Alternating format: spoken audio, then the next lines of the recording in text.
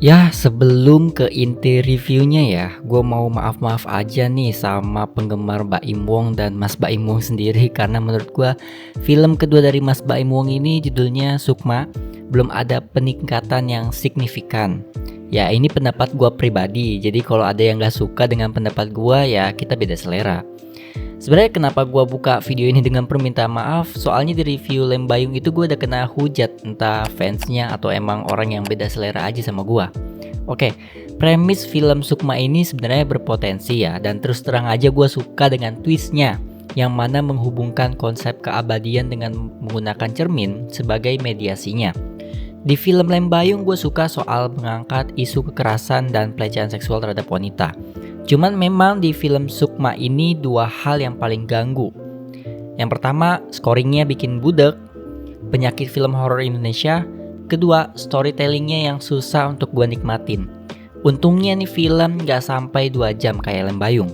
Ini aja 1 jam 48 menit, gua udah berasa ceritanya bertele-tele, terus bikin bingung, dan fatalnya ada adegan yang bisa dibilang salah penempatan. Oke, gua bedah satu-satu. Yang dari ringan-ringan dulu contohnya. Film ini terlalu maksa buat bawa isu kesehatan mental, yang hasil akhirnya gak sebaik film Lem Bayung, yang membawa isu mengenai kekerasan terhadap perempuan. Film Sukma menurut gua korelasinya dengan isu kesehatan mental ini gak nyambung, berbeda dengan film Lem Bayung di mana terjadinya konflik utamanya karena soal kekerasan. Lalu tadi seperti yang gue bilang, cerita yang bertele-tele. Teror dari cerminnya ini salah satu yang buat bertele-tele sih. Konsepnya bukan yang baru tapi masih oke lah. Contoh terornya karakter Arini melihat sosok arwah di cermin. Nah ini seringkali diulang-ulang bahkan sampai ke mimpi. Kalau adegan yang bikin bingung itu ada di menuju akhir.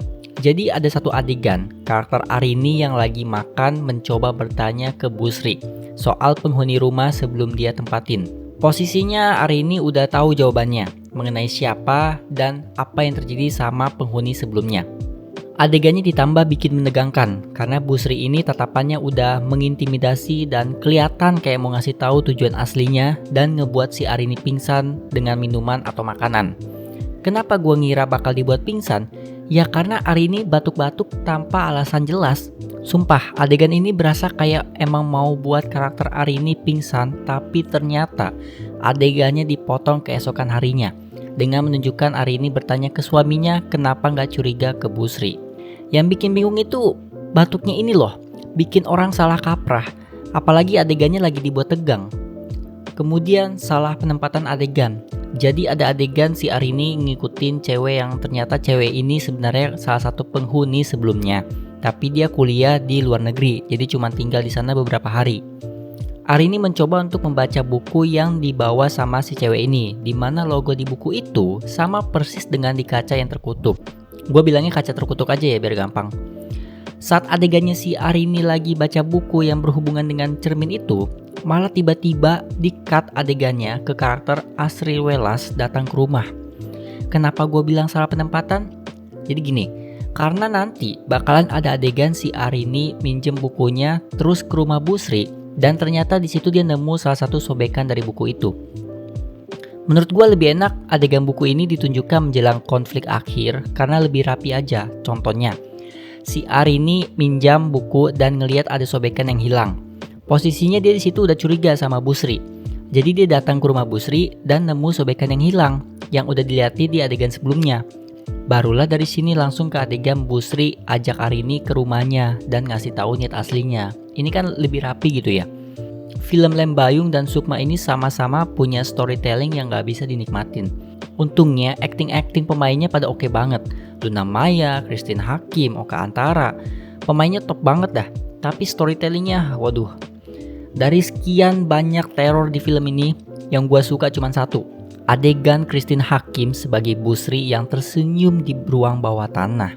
Itu doang yang serem dari film ini.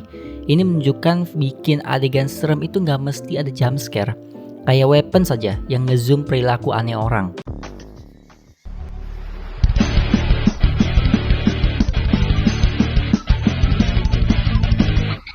Overall, film kedua Mas Baim Wong ini dari konsep udah bagus tapi eksekusi storytellingnya gak ada peningkatan.